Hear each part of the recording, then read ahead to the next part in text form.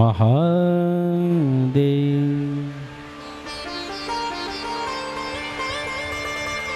सूत जी कहते हैं ऋषियों,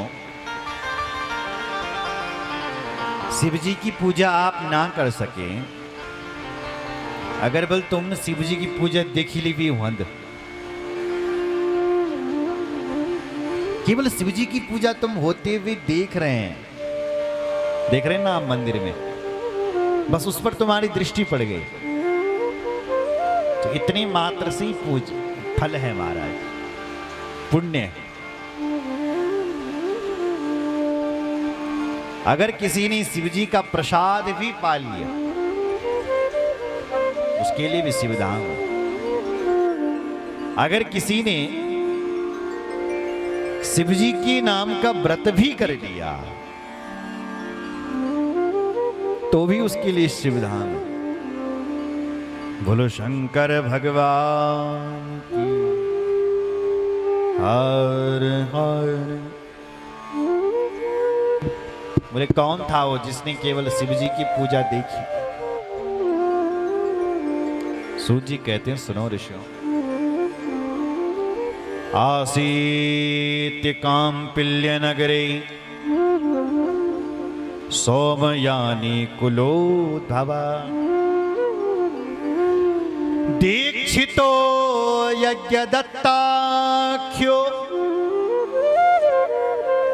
यज्ञ विद्या विशारदा यज्ञ विद्या विशारदा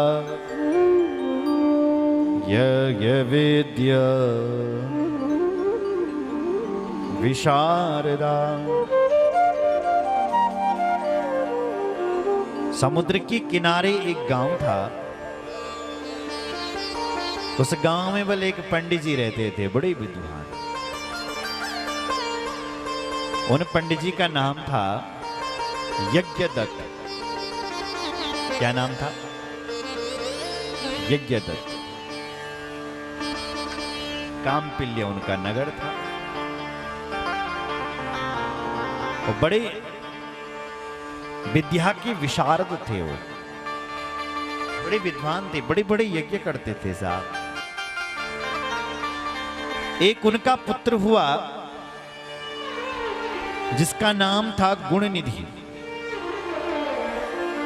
गुणों की खान, निधि मतलब खजाना। गुणनिधि नाम था। पंडित जी हमेशा अग्निहोत्र वैदिक कर्मों में संलग्न, वेद अध्ययन, वेद परायण ऐसे दिव्य थे।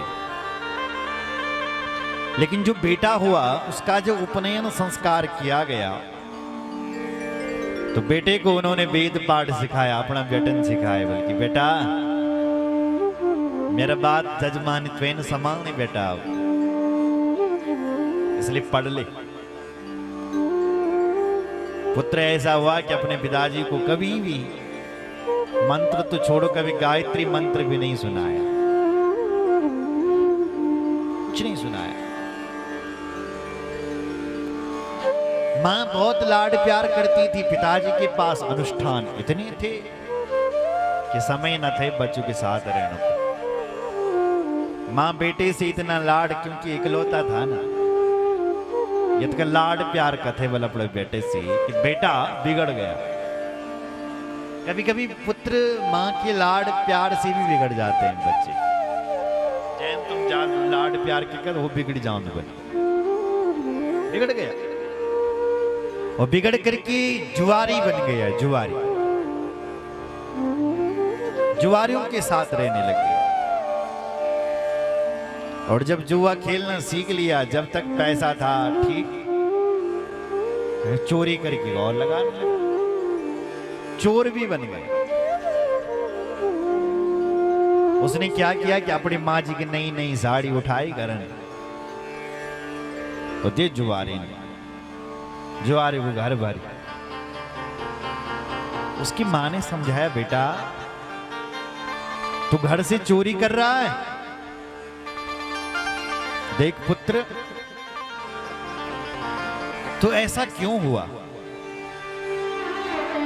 क्रोध नस्ते स्थितनया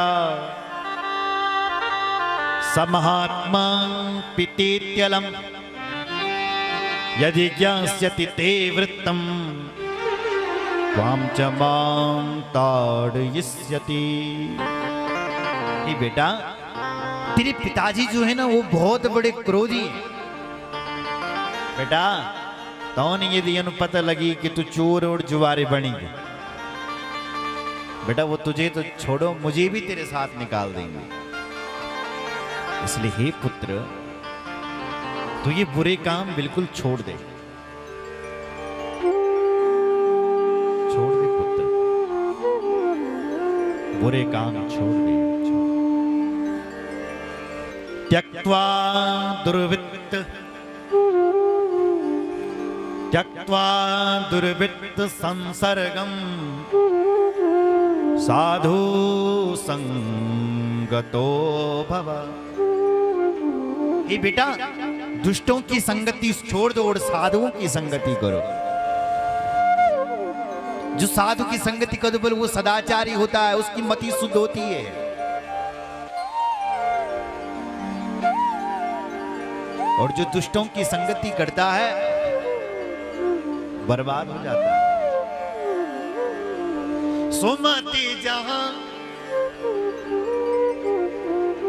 वहां संपत्ति नाना। बेटा, जहां सुमति है ना वहां संपत्ति है, और जहां कुमति है वहां विपत्ति है। सुमति जहां वहां संपत्ति नाना, जहां कुमति है वहां विपत्ति। इसलिए बेटा छोड़ दे, छोड़ दे, ये संसर्ग करना छोड़ दे। बेटा, जब तो गर्भ में था तो मैंने ऋतु धर्म में किसी जुआरी का मुख भी तो नहीं देखा। फिर तू ऐसा कैसे हो गया? हे पुत्र, तेरे नाना तो ऐसे नहीं थी, तू ऐसा कैसे हो गया? तेरे मामा तो बड़े बड़े विद्वान हैं, तो ऐसा पुत्र क्यों हो गया? बेटा, तू ऐसा क्यों हुआ है? मां ने समझाया लेकिन पुत्र नहीं माना। मां ने पिताजी से शिकायत करी, बेटा बिगड़े ये उपयोग करत हो। तो एक सुयोग्य कन्या से ब्राह्मण देवता ने अपने बेटे का पाणी ग्रहण करवा दिया। विवाह हुआ, विवाह करके तो और बिगड़ गया, और चोरी करने लगा, जुआरियों को धन देने लगा। समय बीत रहा है। एक दिन ब्राह्मण देवता कहीं से यज्ञ करके आ रहे थे, तो उनके दिखी कि चौराहे पर कुछ जुआरी लोग से बैठे हैं, जुआ खेल रहे हैं। उनको समझाया, देखो भाई, 4 जगहों कलयुग रहता है क्या? 4 जगह पर बल कलयुग रंग। कहां कहां? द्यूतम पानम स्त्रिया सूना यत्र धर्मश्चतुर्विधा अभ्यर्थितस्तदा तस्मै स्थानानि कलये ददो द्यूतं पानं स्त्रिया सूना यत्र धर्म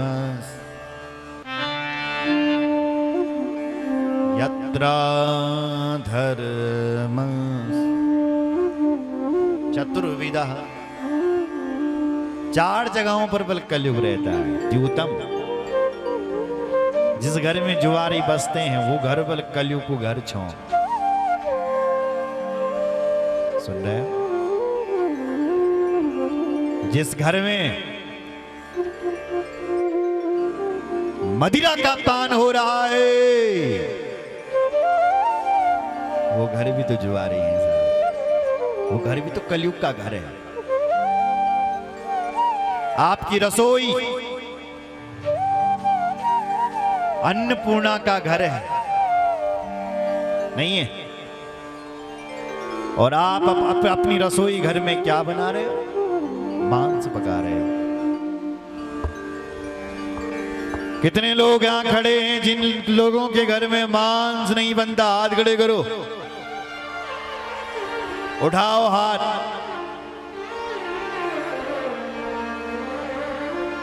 रसोई अन्नपूर्णा का घर है और रसोई घर में मांस पकड़ लगी, राक्षसों को भोजन पकड़ रही हूं। सच बताओ कौन रह रही होगी मां? अन्नपूर्णा माता या राक्षस? दही खाना दही तक बैठे हम पहले। बुरी शक्तियां, नकारात्मक ऊर्जा, क्यों? हम तो ये कहना चाहते हैं, हमारे चौहान जी भी कह रहे थे, चौहान जी है देवदर्शन होटल के, वो कह रहे थे, मालिक हैं जो, वो कह रहे थे, बोले महाराज ऐसा अभियान आना चाहिए कि चारों धामों में कहीं भी 100 किलोमीटर तक शराब ना बटे और मदिरा ना बटे। ऐसा अभियान आना चाहिए। मैंने कहा जरूर। तीर्थों की भूमि में तो बिल्कुल श्राप मुक्त होनी चाहिए तीर्थों की भूमि। जब आप लोग इसका विरोध करेंगे तब कोई झांझी ना होने तीर्थ में। हम ही तो उनको मौका दे रहे हैं, उनको पता है सब मिलता है ऊपर, इसलिए उसका और फायदा उठाते हैं, यहाँ की गंदगी और करते हैं। इसलिए तीर्थों में केवल सात्विक लोग आए, पवित्र लोग आए, पवित्र विचार वाले आए। इसलिए ये कानून लागू होना चाहिए। क्यों? कि तीर्थों में उत्तरकाशी से जैसी ही गाड़ी चलेगी, काशी विश्वनाथ की भूमि पर जैसी तुम प्रवेश करोगे तुम्हारी गाड़ी चेक होगी कि इसमें कहीं मांस मदिरा तो नहीं है, तब तुम तीर्थों में प्रवेश करोगे। क्यों? इसका समर्थन कितने लोग करते हैं? हाँ, सब करते हैं। ये बंद होना चाहिए।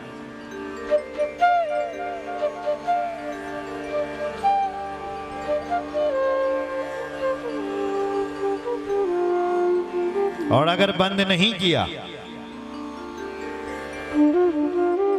अगर तीर्थों में मांस और मदिरा चलने लगा तो ऐसी आपदा आएगी फिर जैसे 2013 में आई थी। देखने लगे कहीं बरखा बनी गया, शहर भग रहे हैं।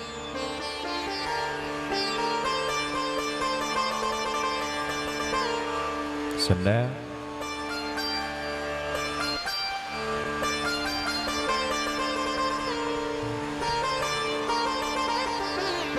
हर हर हर हर महादेव। पंडित जी चौराहे पर लोगों से कह रहे हैं, क्यों तुम जुआ खेल रहे हो भैया? इसमें तो कलयुग रह रहा है। 4 जगह पर कलयुग रहता है। द्यूतम, पानम, स्त्रियां जहां लंपट पुरुष घूमते हैं, और चौथी जगह जे घर में झगड़ा होने लगी ते घर में बल कलयुग का वास होता है।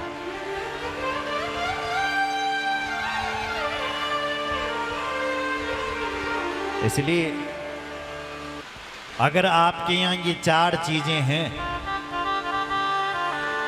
तो तुरंत इससे दूर हो जाएं।